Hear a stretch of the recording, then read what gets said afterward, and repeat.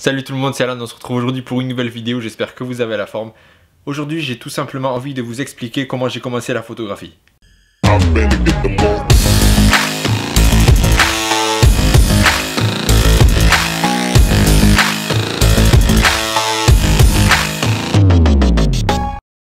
Pour ça il faut retourner en 2009, donc fin 2009. J'étais en apprentissage en mécanique automobile.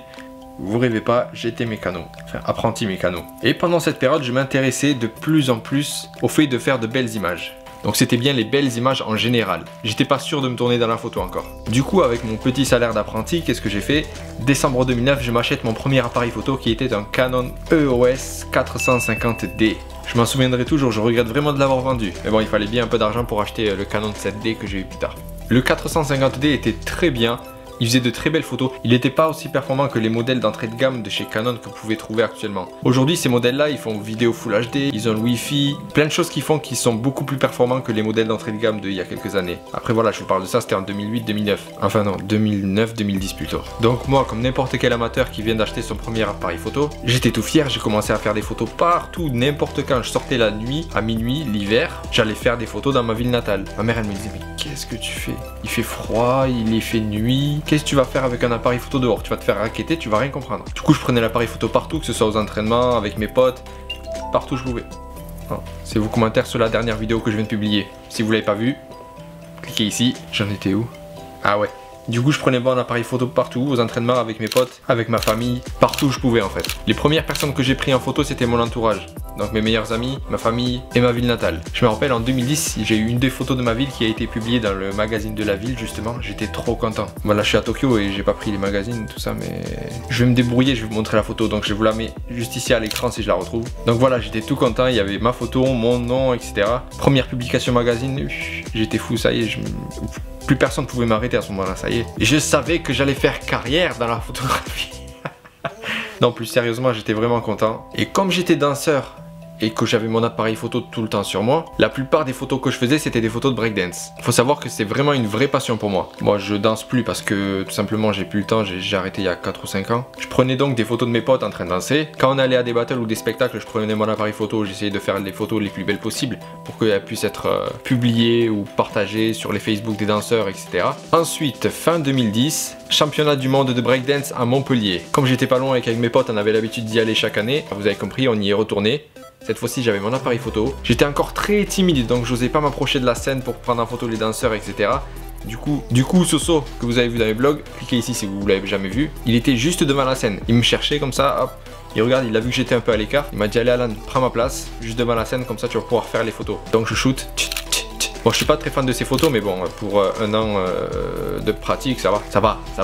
Je vais pas me plaindre, et puis elles m'ont été très utiles. J'ai eu de la chance parce que les photos, elles ont plu aux danseurs, ce qui a fait que par la suite, ils les ont publiées sur Facebook ou sur leur site internet. Bien sûr, les retombées ont commencé à être grandes parce que ces danseurs-là, c'est toujours des danseurs qui font partie des meilleurs danseurs du monde. Grâce à ça, l'année suivante, donc 2011, championnat du monde à Montpellier toujours, grâce aux photos que j'avais faites en 2010, j'ai pu être un des photographes officiels du Battle of the Year. Là, pareil, dès que j'ai eu l'accréditation, plus personne ne pouvait m'arrêter. En plus, il s'est trouvé qu'à ce moment-là, le chanteur Chris Brown tournait son film. Du coup, sur la scène, il y avait les rails avec les grosses caméras cinéma, etc. Ça fait que tous les photographes, personne ne pouvait avoir accès au devant de la scène en fait. Donc très problématique parce que bon, quand tu veux faire de belles photos de danse ou d'un spectacle ou de peu importe, t'as envie d'une seule chose, c'est d'être juste devant la scène. Eh bien non, c'était pas possible. Parce que Chris Brown, il était là. Du coup, moi, mécontent, qu'est-ce que je fais? Je fais tout le tour. Je vais parmi le public et je me mets juste devant la barrière, juste derrière la scène en fait, derrière les caméras avec les rails, tout ça. En plein milieu de la scène. Moi je peux vous dire que je gênais pas mal de personnes vu toutes les insultes que j'ai entendues, que ce soit en anglais, il y avait de l'espagnol, de l'allemand. Bien sûr je comprenais pas mais j'ai bien compris qu'avec l'intonation c'était pas bon pour moi. Je fais quand même 1m84 donc vous imaginez que j'ai gêné pas mal de personnes. Je sentais la pression, je le sentais mais bon je me suis dit c'est pas grave, je m'en fous. J'ai tout shooté. Et devinez quoi? J'ai fait de super belles photos du Battle of the Year. Et c'est pas tout.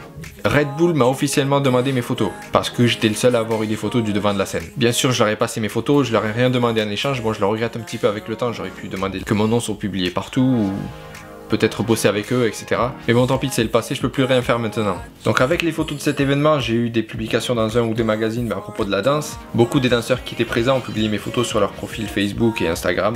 Et grâce à ça, j'ai pu avoir les accréditations pour les plus grands battles internationaux. Ce qui malheureusement ne m'a pas servi à grand chose vu que j'ai arrêté la photo de danse peu après ça. Ensuite, je n'ai plus eu de matériel photo pendant 2 ans. Donc j'ai arrêté la photo pendant 2 ans. Mais j'ai continué d'apprendre à propos de la photo. Je savais que je voulais faire ça, je savais que j'allais reprendre, je savais juste pas quand.